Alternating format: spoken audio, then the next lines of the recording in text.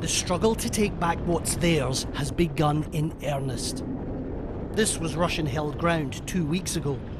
For Three Storm Brigade, the journey to the front takes longer now. Here in the east and in the south, there's still a long way to go. Ukraine is on the offensive. Russia fought hard to keep this ground, but Three Storm fought harder. Step by step, because mines may be Russian mines. So, let's go. This is all Russian equipment and uniforms here? Yeah. Eat, equipment. Rations, everything. The guns are louder now. After months of conserving artillery, it's Ukrainian weapons that ring out.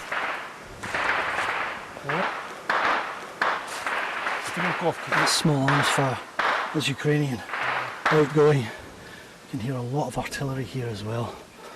Also outgoing much more than before. A Russian shell lands nearby. Across these positions, Russian corpses lie uncollected. So they retook these trenches fairly recently. Actually a number of Russian dead, at least 2, still in there. They're taking ground to the south of Bakhmut and to the north of Bakhmut. The city itself still firmly under Russian control. It's very early days in this counter-offensive. They're making small gains. The big challenge for them is when they find a major breakthrough, and they haven't found that yet. And that could come anywhere along this 1,000 kilometre front line. It could come here, it could come in the south. And they're attacking on multiple places, just trying to stretch those Russian resources, manpower and weaponry, to breaking point, and then they can smash on through. We travel to another front and another Ukrainian breakthrough. The men of the 68th Jaeger Brigade fought Russian Marines for 3 days to take the village of Blahodadny. Here is very difficult, because this is main area of activity for Russian soldiers. And we can see here, it looks like it's been fighting house to house, room by room. Very close. Yeah, this is very difficult. Every kilometers is very difficult. And everywhere we walk. I know how many people we lose, but I cannot tell you. Okay. There's more Russian corpses over here. Russian soldiers. 1, 2, 3. There's still a lot of fighting here. You're in range of the Russian guns on the hills. Russian guns of hills, but main our problem, this is next point of them. This is approximately 1 kilometer, 500 meters from here. That's the Russian position. The Russian positions. Andrei's already giving orders for the next attack. It's imminent. Diesel, it's very important. You need to listen to people. Listen closely and do everything they tell you. And smile. Why are you so serious? We are winning this war. With just hours to go, they pack up everything and ready for the trenches. This specialised drone unit will play a vital part in the assault. While artillery sounds all around them, they have to move fast to get closer still to Russian positions. The cost of this fight is everywhere to see. Destroyed Western-built armour litters the battlefield. But Russia too has lost dozens of tanks and vehicles since this offensive began. On a hot day east of Blahodadny, the Ukrainian attack begins.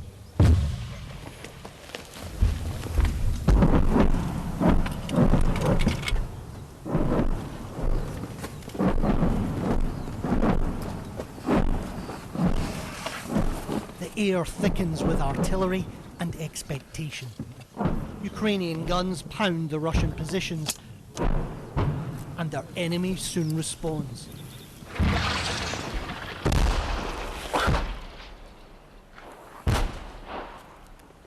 but it's a miss.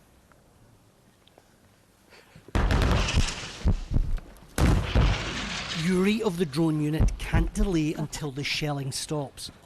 The drones he's sending to enemy trenches carry grenades and smoke bombs. They lose as many as 5 of these a day. And there's more than just artillery to contend with. The Russian helicopters and Russian jets fire every days, every time. Go to shelter. Okay. Oh, good luck. I just illustrated that point very well, that one of the big advantages that the Russians have over the Ukrainians is air power. The Ukrainians are attacking on the ground, but the Russians still have helicopters, still have warplanes. It makes it much more difficult for them to advance. The battle won, the danger is far from over. As we make our way back from the trenches, more Russian artillery fire targets Andrei's convoy. We need to move fast. And the 49-year-old commander carries an extra burden, the memory of his son. This helmet of my son. A little bit smaller for me, but this is like remember.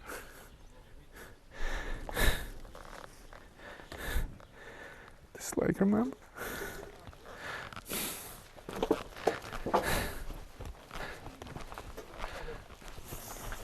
This was 21-year-old Ostap, filmed the day before his death. He fought on the same front lines as his father. 2 days before the counter-offensive began, he was killed by a Russian drone. It's cost a lot. It's been especially hard for you. You lost your son. Can you tell us a bit about your son, please? Він хотів бути героєм для мене. He wanted to be a hero for me. І